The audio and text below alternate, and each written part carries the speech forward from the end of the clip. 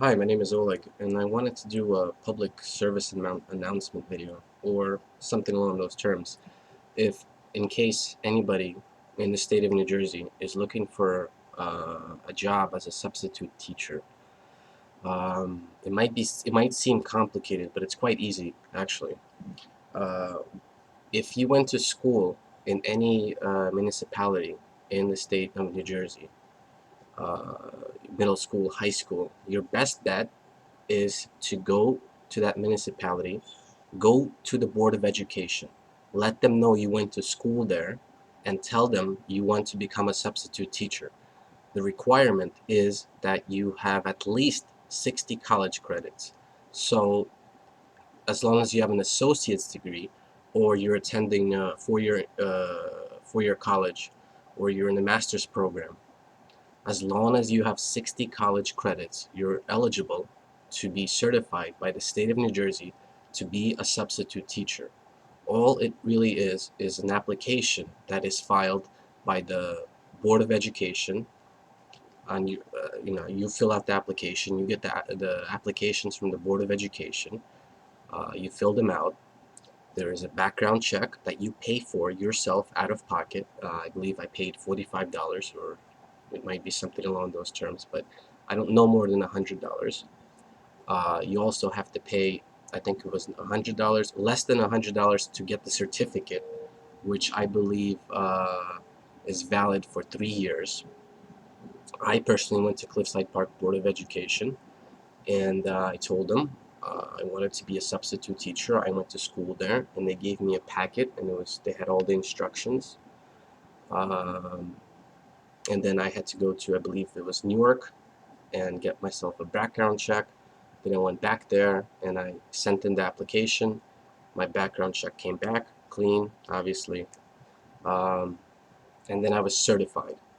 And then right at that Board of Education, they put me in their system. So when there is a demand for a substitute teacher to take over for the position of a regular teacher, anywhere in the middle school, uh, in Cliffside Park, for instance, we had a pilot program to teach to have school for, I believe it was 4 or 5 year olds. It was not pre-K, it was something even before that. So I did that. I did, yeah, I think it was pre-K, first grade, second grade, third grade, fourth grade. Um, I think I did fifth grade. I didn't think I did sixth grade. I also did seventh grade. It's up in Cliffside Park, for instance. I went up to the middle school to do uh, all the substitute teaching that I did when I was a substitute teacher. Um, in terms of substitute teaching in the high school, it's a little bit more complicated, I guess. They might not want you to do that because in the high school level in Cliffside Park, for instance, they had a dedicated substitute teacher that was responsible for taking over when the teachers are absent. Um, but so having done that, if I wanted to, and I did at the time, uh, get myself in a system in other Board of Educations in other towns. For instance, I went to the Fort Lee Board of Education. All that was required for me was to simply go to the Board of Education and apply. Having the, being the fact that I already had my certificate, all that it was required was a simple application, and then I would be put in their system. So when there's a vacancy, I would either be called, or and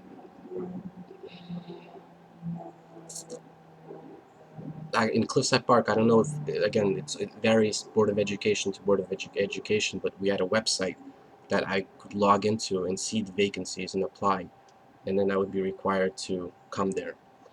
Um, that's what I want to say on that. The pay that I received in Cliffside Park was $95 per day, and again, it varies Board of Education to Board of Education. I believe in Hackensack or Englewood, the pay went up to $110 per day. So it's somewhere around that ballpark value of possibly $90 to $120 or $110 per day. And it is a very rewarding job. I felt good doing it. And the money was okay. It's, mm, I'm a substitute teacher, better than flipping burgers. Um, it's a very rewarding job. But a few issues and concerns if this is something that you're gonna do. For instance, in Cliffside Park, I received no training whatsoever, and I did not expect that. So I was thrown into all of this, and it really challenged me in the first few times I did this because I had no proper training. But either I'm a natural or I didn't fail at it. Um, so I want to give you some tips in case you do this, um, and again you receive no training or mentorship on how to do this properly. Uh, First and foremost, um, if you talk to anybody and they suggest to you that a substitute teacher is a glorified babysitter, walk away from that person. Just simply walk away. Don't argue with that person. That person lacks education. You're not a glorified babysitter, but you're not a professor either, or you can be. I taught my own stuff to these kids in some cases where the teacher failed because of exigent circumstances to provide less instructions to me on what I should be going over with the children and what I should be teaching, not the children, the students, what I should be teaching the students when the teacher is absent. So I had to be creative. And what I did was I used literature from my college courses that I took at Bergen Community College.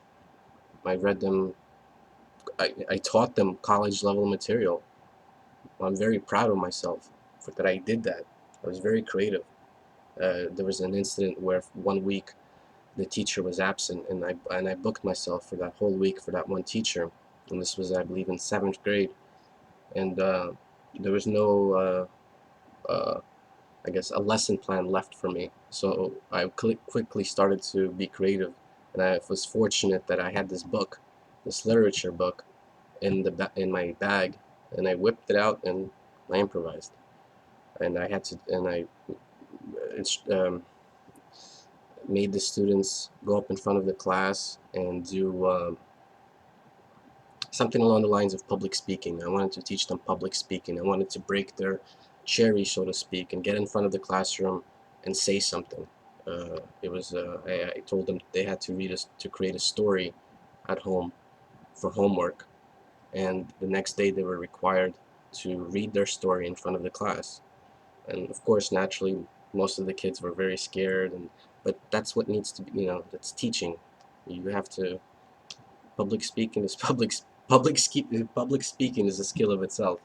So be prepared to be creative, and use your mind, do the best you can. Don't simply just have the kids do whatever. Keep them what's the word, uh, be involved with them, be teaching them something. Don't just simply be sitting there uh, watching them do handouts, giving them some sort of a handout. If the best way, if you have handouts to give to them, do them with them, like collectively. Explain to them as much as you can. Um, you can always give life advice, and give some sort of talk to them. Like beyond that, it's you. It's within you. You make the best. Try to make the best decision. Use the best judgment, and do the best you can. That's the only advice I could possibly give you. It's it's very rewarding though. So do not be afraid. You have to have confidence, and at the same time, make sure you set the rules because they are gonna try to take advantage of you. Because if they're old enough, they're gonna think, the teacher's out. We're gonna do whatever we want now. And, students are like that. So don't be mad at them. Try not to yell at them. I did that a few times. I got I got upset because they weren't taking this seriously. They was just like, oh, the teacher's absent. I'm gonna do whatever I want, and I made the mistake and I yelled at them, etc., etc. That happens though. Um, Even if regular teachers are sometimes constantly yelling, but be patient. Be patient. That's one of the skills of a teacher is to be patient. Patiently, and that's it. I gave so much. I guess I don't know. Possibly I hope you do this and it becomes a help to you. You won't regret doing this. It only makes you a better person um, internally, and it gives you experience. Good luck. Hope the best. If you have questions, you can always leave a comment or send a private message. This was just my attempt at creating a public service announcement video.